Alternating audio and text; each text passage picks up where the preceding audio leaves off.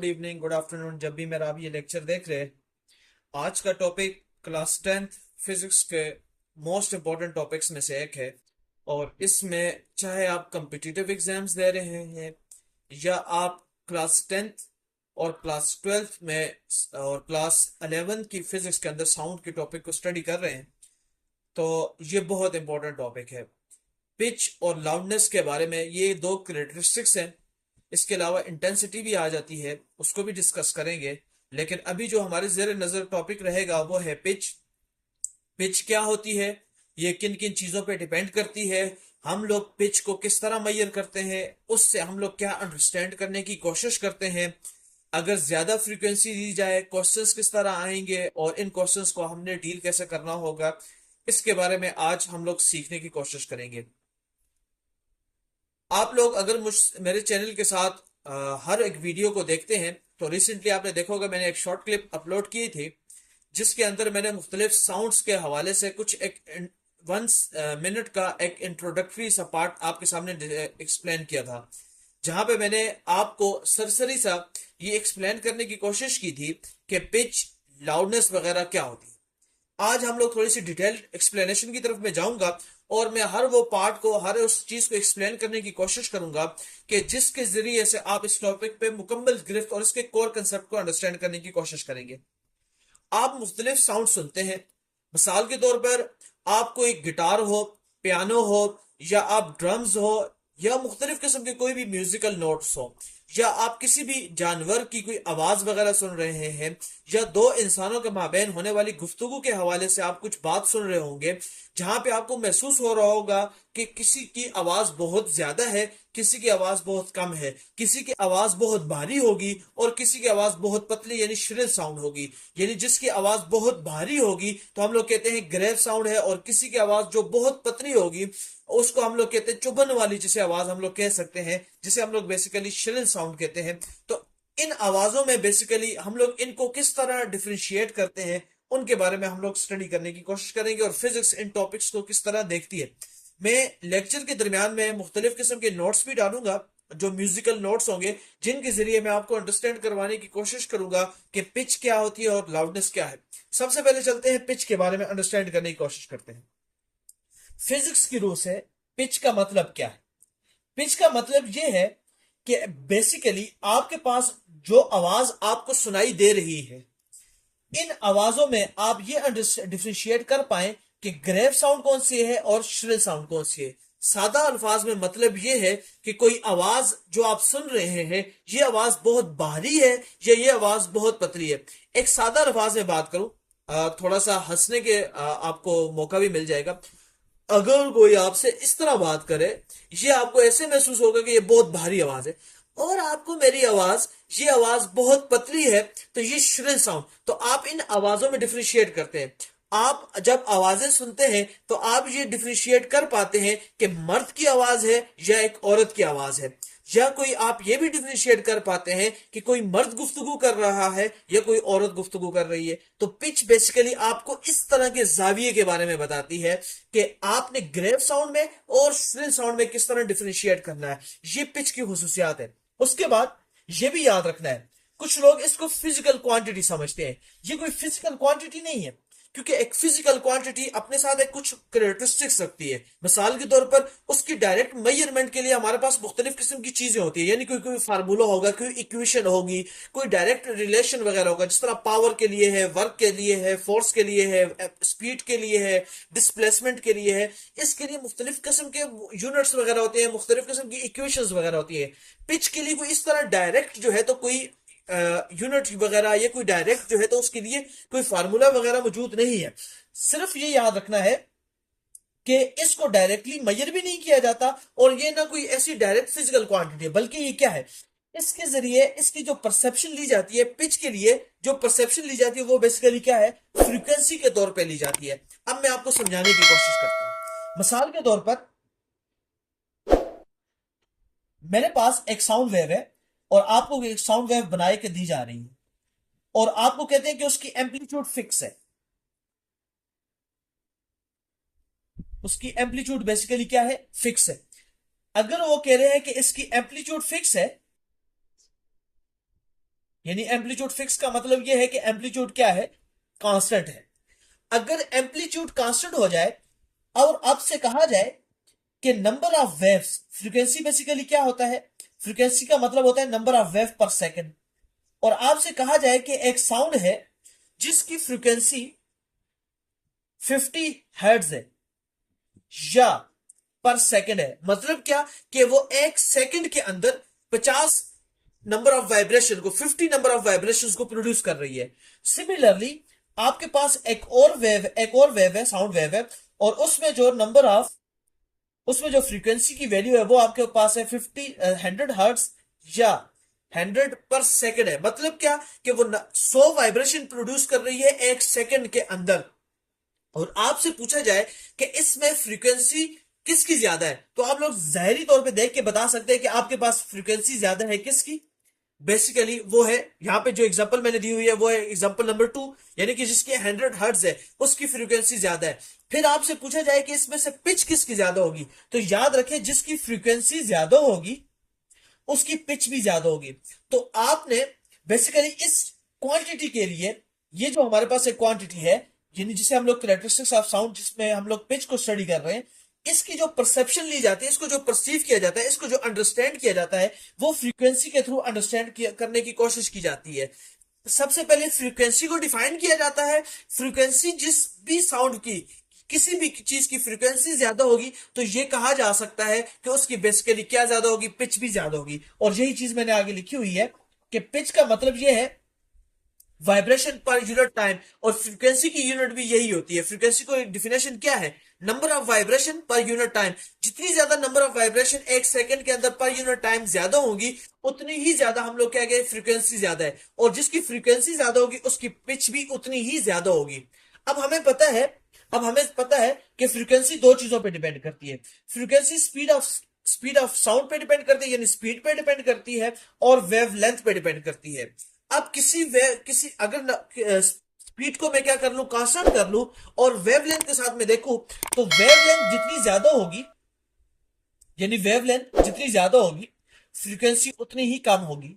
यानी फ्रीक्वेंसी और वेवलेंथ का आपस में इनडायरेक्ट रिलेशन है अगर हम लोग स्पीड को क्या करें, कांस्टेंट करें। मिसाल के तौर पर एग्जांपल दे रहा हूं, मेरे पास स्पीड ऑफ साउंड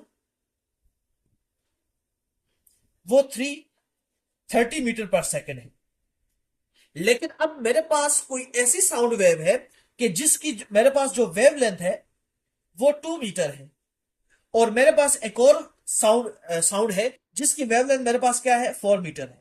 तो अब देख लीजिए, इनिशियल वेवलेंथ मेरे पास 2 मीटर है और फाइनल वेवलेंथ मेरे पास क्या है, 4 मीटर है। तो इसकी वजह से बेसिकली क्या होगा, जो मेरे पास फ्रीक्वेंसी होगी वो भी चेंज होगी। यानी जो मेरे पास F1 होगी वो फ्रीक्वेंसी तो ज्यादा होगी क्योंकि उसमें वेवलेंथ कम है एज कंपेयर टू वेवलेंथ 2, और जो वेव फ्रीक्वेंसी F2 होगी वो मेरे पास कम होगी क्योंकि जब वेवलेंथ ज्यादा हो जाएगी तो फ्रीक्वेंसी मेरे पास क्या हो जाएगी, कम हो जाएगी। इसलिए मैंने यहां पे ये पॉइंट लिखा हुआ है कि चूंकि फ्रीक्वेंसी हमारे पास दो चीजों पे डिपेंड करती है, वेवलेंथ और स्पीड पे डिपेंड करती है, और चूंकि पिच जो है वो डायरेक्टली प्रोपोर्शनल है किसके साथ, फ्रीक्वेंसी के साथ। तो हम लोगों ने पिच को वेवलेंथ के साथ भी कंपेयर करना है और स्पीड के साथ भी कंपेयर करके हम लोग आइडिया लगा सकते हैं। मतलब क्या कि अगर हमारे पास वेवलेंथ ज्यादा है तो हमसे पूछा जाएगा कि आप बताएं पिच क्या होगी, तो फिर याद रखना है चूंकि चूंकि फ्रीक्वेंसी का वेवलेंथ के साथ इनवर्स रिलेशन है, तो याद रखना है पिच का भी बेसिकली वेवलेंथ के साथ क्या रिलेशन बन जाएगा, इनवर्स रिलेशन बन जाएगा। इसलिए अगर हमारे पास फ्रीक्वेंसी ज्यादा है तो पिच ज्यादा है, और अगर पिच ज्यादा है तो इसका मतलब है कि वेवलेंथ वहां पे कम होगी। अब वेवलेंथ का कंसेप्ट क्या होता है, तो वेवलेंथ का कंसेप्ट इतना ये मैं बहुत दफा बता चुका हूं, लेक्चर्स में मौजूद है। वेवलेंथ बेसिकली क्या कहते हैं, अब अगर हमारे पास डिपेंड करता है हम लोग किस चीज को स्टडी कर रहे हैं, कौन see nature of mechanical wave को स्टडी कर रहे हैं। अगर हम लोग स्टडी कर रहे हैं ट्रांसवर्स वेव को या हम स्टडी कर रहे हैं लॉन्गिट्यूडनल वेव्स को। अगर मैं लॉन्गिट्यूडनल वेव्स को स्टडी कर रहा हूं तो हमारे पास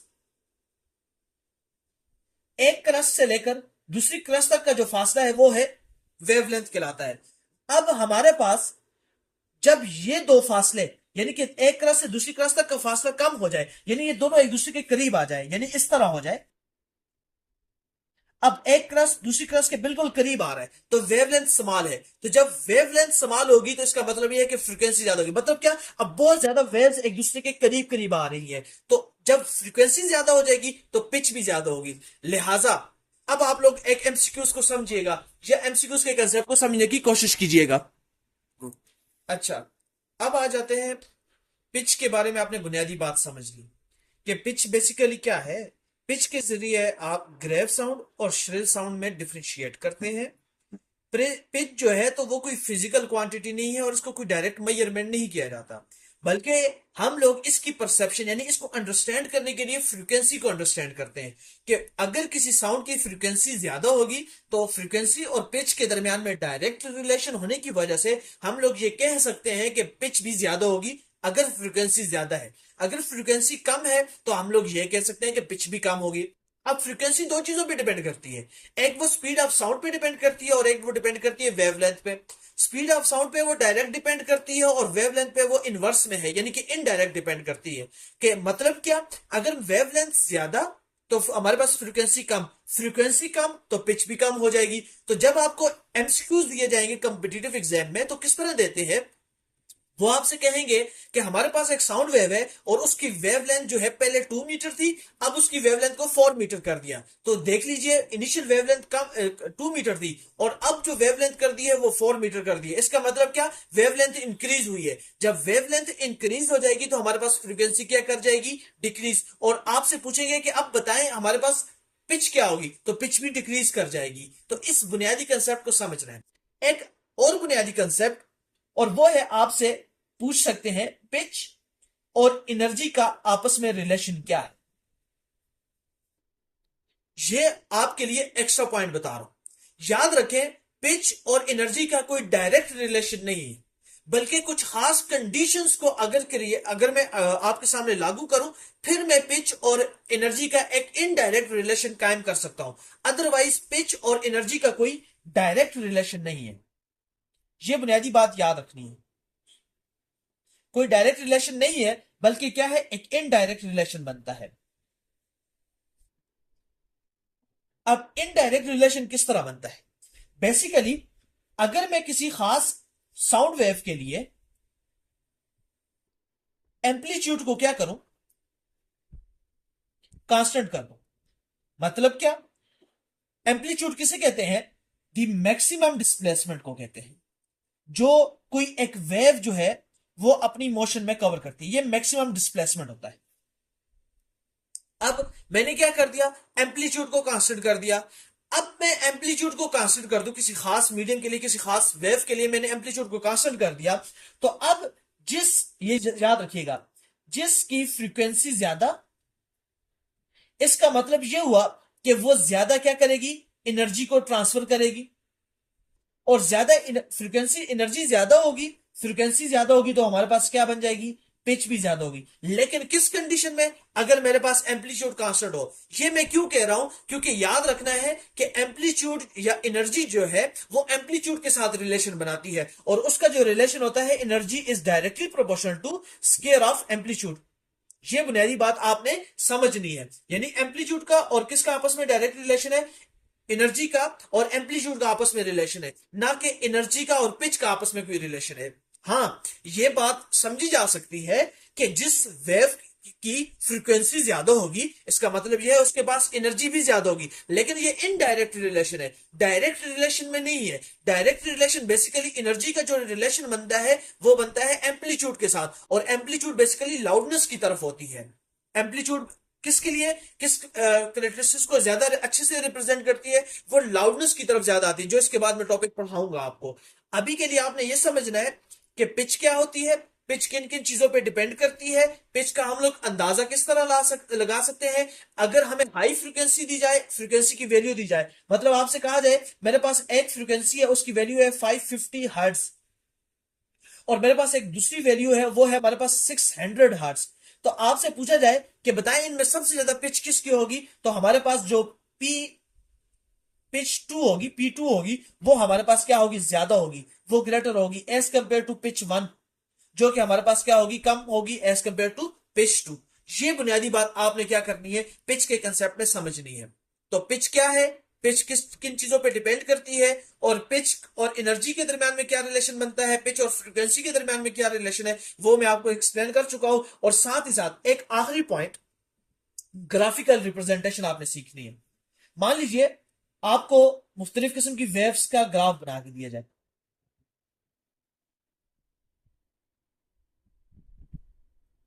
और अब आपसे पूछा जाए बताएं इसमें से पिच किसकी ज्यादा होगी, तो आपने क्या देखना है, फ्रीक्वेंसी। तो अगर आप गौर से देखो, यहां पे आपको सबसे ज्यादा फ्रीक्वेंसी नजर आ रही है, मतलब आपको ज्यादा से ज्यादा वेव्स यहां पे नजर आ रही है। यहां पे आपको 1 2 3 4 5 6 7 8 8 वेव्स नजर आ रही है। यहाँ पे आपको 1 2 3 4, तो यहाँ पे आपको 4 वेव नजर आ रही है, और यहाँ पे आपको 8 वेव्स नजर आ रही है। मैं आपकी आसानी के लिए बता रहा हूं। तो यहाँ पे आप कहोगे यहाँ पे पिच ज्यादा है, यहाँ पे पिच कम है। यहाँ पे पिच क्यों ज्यादा है, क्योंकि यहाँ पे फ्रीक्वेंसी ज्यादा है, और पिच और फ्रीक्वेंसी डायरेक्ट रिलेशन पे है। और यहाँ पे चूंकि पिच कम है, क्यों कम है, क्योंकि फ्रीक्वेंसी कम है। जो जब फ्रीक्वेंसी कम होगी तो पिच भी आपके पास कम होगी। तो इस तरह आपने पिच को अंडरस्टैंड करना है, और इसके जो एमसीक्यूज आ सकते हैं या जो पॉइंट्स आ सकते हैं वो मैं आपको एक्सप्लेन कर चुका हूं। Hi, I'm Jared. Welcome to Fun Science Demos. And the big idea today is sound and how sound changes. Through science, we've discovered that the faster something vibrates, the higher the sound or pitch. And the slower something vibrates, the lower the sound or pitch. I can show you with my voice. La. My vocal cords are vibrating slower. La. They're speeding up. La. Speeding up. La. They're moving really quickly, so the pitch goes up. I can't show you that through my throat, but I can with these neat little demonstrations. I have rulers fastened to the tabletop. I have a guitar. I have a xylophone. And I'm going to fill a bottle of water to show you that science at work. So let's use these rulers. Again, the slower something vibrates, the lower the sound or the pitch. I can even see that ruler moving slowly. Well, the faster something vibrates, the higher the sound or pitch. Low, high. Slower, faster. Let's check out the guitar.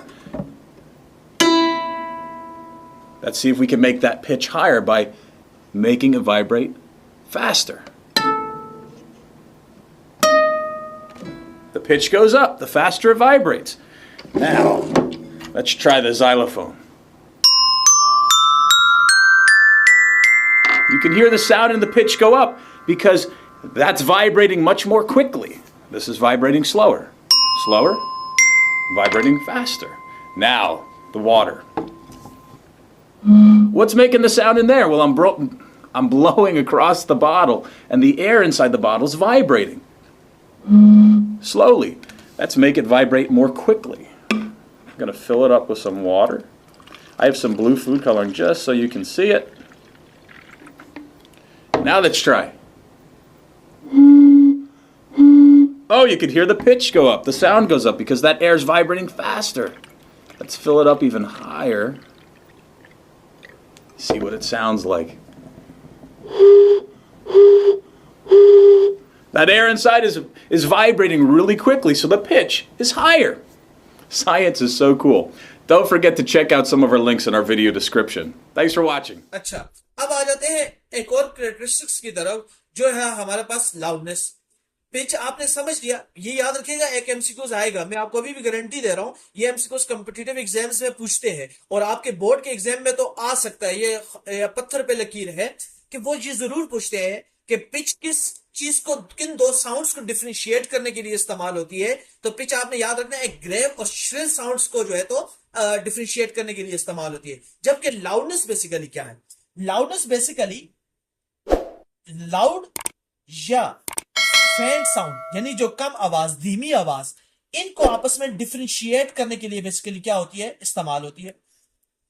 मिसाल के तौर पर जिस तरह मैं अभी बोल रहा हूं तो लाउडनेस ज्यादा है, और आप किसी ट्रक की आवाज सुन रहे हैं, किसी भी व्हीकल की आवाज सुन रहे हैं, तो अगर आपको वो लाउड सुनाई दे रही है तो उसका मतलब ये है कि इसकी लाउडनेस ज्यादा है। एक बुनियादी बात, कोई शख्स सरगोशी कर रहा है, धीमी आवाज में बात कर रहा है, कान में सरगोशी कर रहा है, चुपके से बात कर रहा है, बड़े धीमी आवाज में लहजे में बात कर रहा है, कोई राज की बात बता रहा है, तो वहां पे वो फेंट साउंड होती है, वो बिल्कुल उसकी फ्रीक्वेंसी बिल्कुल कम होती है, उसकी जो लाउडनेस होती है, लाउडनेस बिल्कुल लो होती है, वो इतनी ऊंची आवाज में बात नहीं कर रहा होता। तो इन आवाजों में डिफरेंशिएट करने के लिए कि कोई आवाज कितनी बुलंद है और कोई आवाज कितनी धीमी है, इसके लिए इनको इस साउंड की इस कैरेक्टरिस्टिक्स को डिफरेंशिएट करने के लिए जिस कंसेप्ट को हम लोग इस्तेमाल करते हैं वो है लाउडनेस।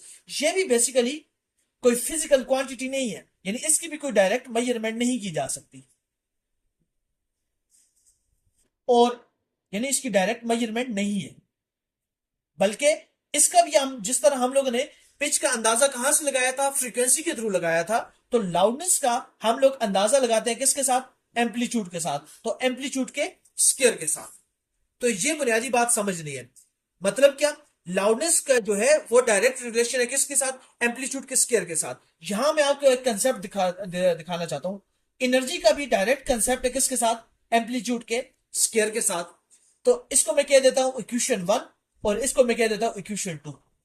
चूंकि आपके नजर आ रहा है कि right hand side of the expression जो है तो वो मेरे पास क्या है, सेम है, तो मैं लेफ्ट हैंड साइड वालों को दोनों को बराबर ले सकता हूं।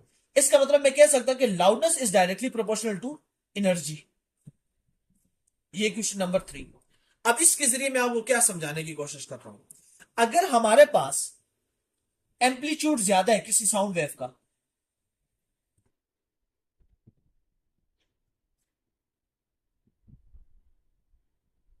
और एक हमारे पास साउंड वेव है जिसका एम्पलीट्यूड बेसिकली क्या है, कम है।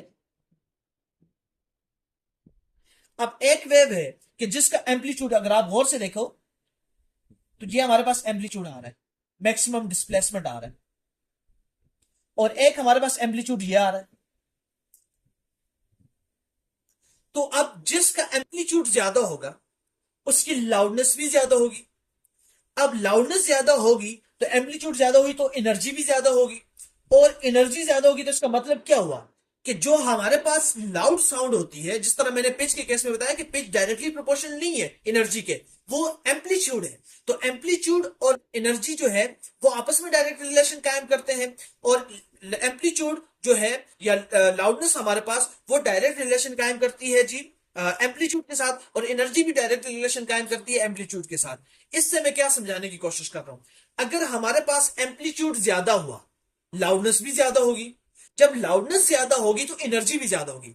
अब आपसे कोई कहे कि हमारे पास एक साउंड वेव है और उसकी एम्पलीट्यूड ज्यादा है, इससे आप क्या क्या समझने की कोशिश करेंगे, इसका मतलब यह हुआ कि उसकी लाउडनेस भी ज्यादा होगी, पहली बात। दूसरा, वो जो अपने साथ एनर्जी को लेकर जाएगी वो एनर्जी भी ज्यादा होगी। ये दूसरी बात, या आपको इस तरह रिलेशन दिया जाएगा या फिर आपको इस तरह रिलेशन दिया जाएगा कि हमारे पास एक साउंड वेव है जिसकी लाउडनेस बहुत ज्यादा है एज कंपेयर टू किसी अदर साउंड, किसी दूसरी साउंड के मुकाबले में उसकी लाउडनेस ज्यादा है।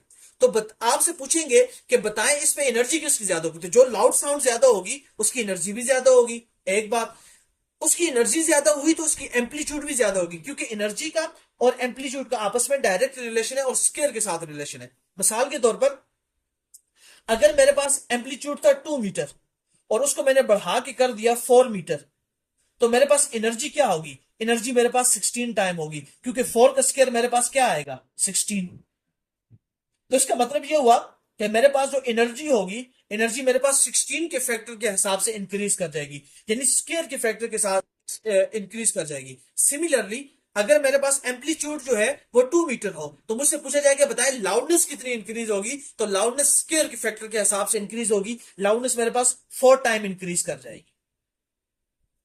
ये बुनियादी बात आपने क्या करनी है, अंडरस्टैंड करने की कोशिश करनी है। अब मैं आपको एक ग्राफ के थ्रू लाउडनेस और पिच में यही बुनियादी बातें आपने सीखनी है, और इसके अलावा इनमें कोई नहीं है। तो मैं आपको कुछ ग्राफ्स बना के एक चीज बताने की कोशिश करता हूं कि आप लाउड साउंड में, लाउडनेस में और फिर आप पिच में किस तरह डिफ्रेंशिएट करने की कोशिश करेंगे।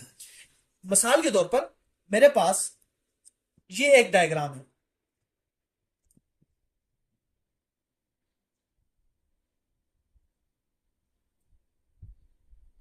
ये मेरे पास एक डायग्राम है, ये एक है। अब मान लीजिए मुझसे कहा जाए कि मेरे पास एक वेव ये, एक बात, और मुझे एक और वेव दी गई है। अब मुझसे पूछा जा रहा है कि बताएं कि इसमें से सबसे ज्यादा पिच किसकी है। तो मैंने आपको क्या बताया था कि जहां पे फ्रीक्वेंसी ज्यादा होगी वहां पे क्या ज्यादा होगी, पिच भी क्या होगी, ज्यादा होगी। अब चूंकि आप देख सकते हो यहाँ पे नंबर ऑफ, अब फ्रीक्वेंसी ज्यादा होने का मतलब क्या है, नंबर ऑफ वेव्स। तो यहाँ पे आप देख सकते हो नंबर ऑफ वेव्स ज्यादा है। जब नंबर ऑफ वेव्स ज्यादा है पर यूनिट टाइम, तो हमारे पास फ्रीक्वेंसी इंक्रीज करेगी। फ्रीक्वेंसी इंक्रीज करेगी तो पिच भी इंक्रीज करेगी। जबकि आप यहाँ देख सकते हो कि यहाँ पे नंबर ऑफ वेव्स कम है। तो एक वेव है, यहाँ पे मान लीजिए 6 वेव्स है, ये 4 वेव्स है, या 5 वेव्स है। तो यहाँ पे वेव्स कम है तो हमारे पास फ्रीक्वेंसी कम है। फ्रीक्वेंसी कम होगी तो हमारे पास पिच भी कम होगी। फ्रीक्वेंसी डिक्रीज की और पिच भी क्या होगी, डिक्रीज। अब मुझसे पूछे कि बताएं इनमें से लाउडनेस किसकी ज्यादा होगी। अब ये एक और पॉइंट है, चूंकि मैंने यहाँ पे जो जिस चीज के साथ बनाया है, मान लीजिए मैंने एम्पलीट्यूड को कांस्टेंट कर दिया, तो इसका मतलब क्या हुआ, इसका मतलब ये हुआ कि अगर एम्पलीट्यूड कांस्टेंट है, एम्पलीट्यूड दोनों वेव्स की क्या है, सेम है, तो इसका मतलब ये है कि इनकी लाउडनेस भी क्या होगी, सेम होगी। इसका मतलब यह है कि दो साउंड वेव्स हैं जिनकी लाउडनेस तो सेम हो सकती है, लेकिन उनकी जो पिच है वो डिफरेंट है। पिच किस तरह डिफरेंट है, क्योंकि एक सेकंड के अंदर different waves, number of waves produce कर रही है, और एक हमारे पास एक ही सेकंड में number of waves different produce कर रही है, जिसकी वजह से उसकी फ्रीक्वेंसी चेंज हुई, और जब फ्रीक्वेंसी चेंज होगी तो पिच भी चेंज हो जाएगी। अब हमारे पास एक और वेव्स है, ये बड़ा अच्छा कंसेप्ट है, ये आप इसको याद रखना, ये आपको डायग्रामेटिकली एमसीक्यूज आपसे पूछ सकते हैं।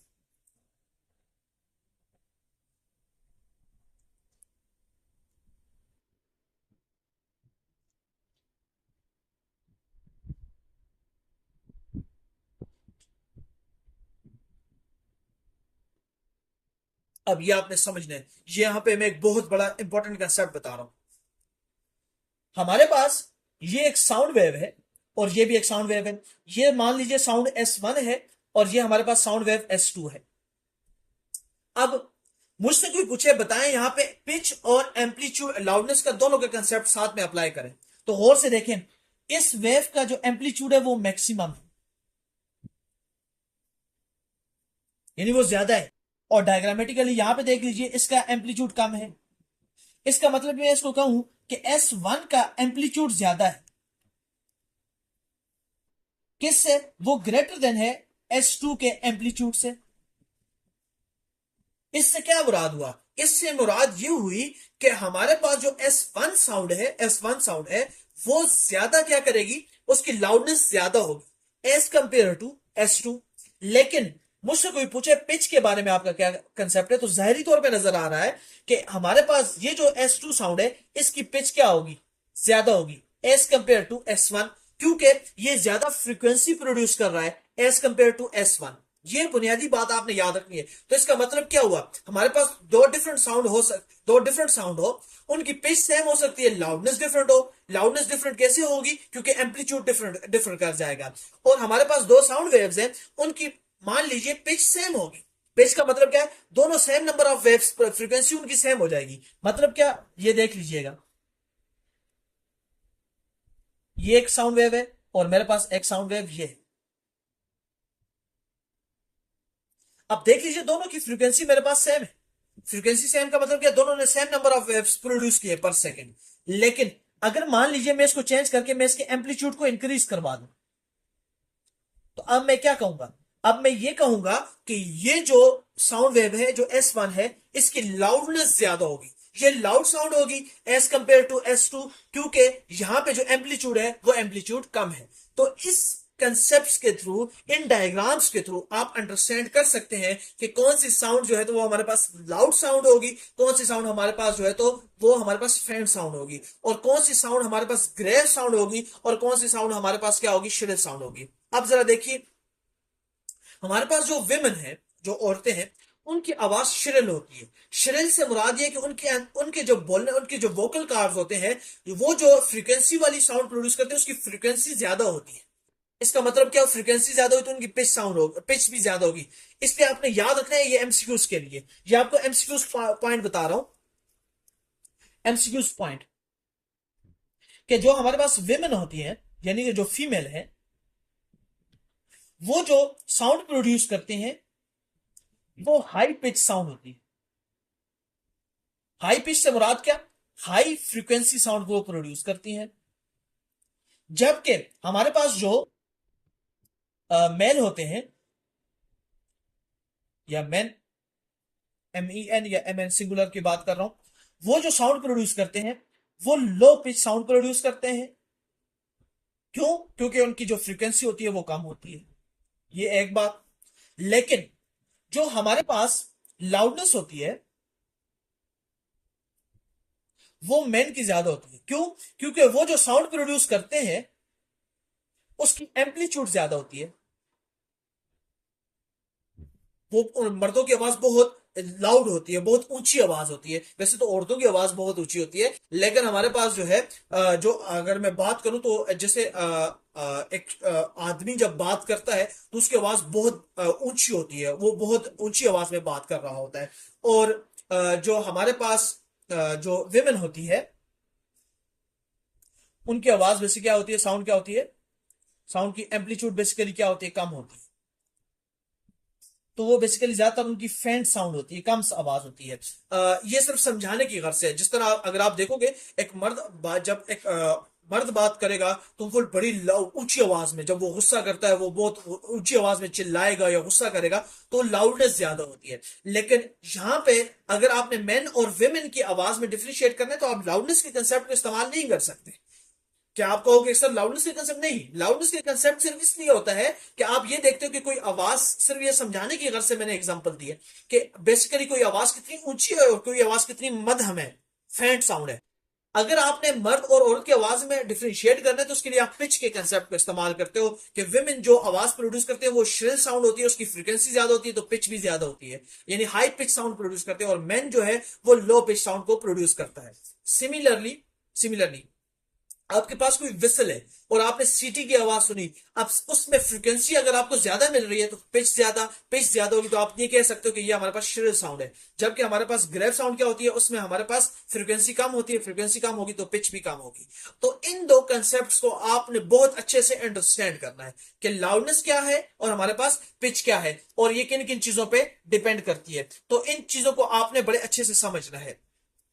मैंने फिर बताया लाउडनेस एनर्जी पे डिपेंड करती है, और एनर्जी जो है तो लाउडनेस और एनर्जी दोनों एम्पलीट्यूड के स्केल पे डिपेंड करती है। जबकि पिच हमारे पास एनर्जी पे डिपेंड नहीं करती, बल्कि वो इनडायरेक्ट रिलेशन बना सकती है जब हम लोग क्या करें, एम्पलीट्यूड को कांस्टेंट करें। और ये मैं आपको पॉइंट बड़े अच्छे से एक्सप्लेन कर चुका हूं।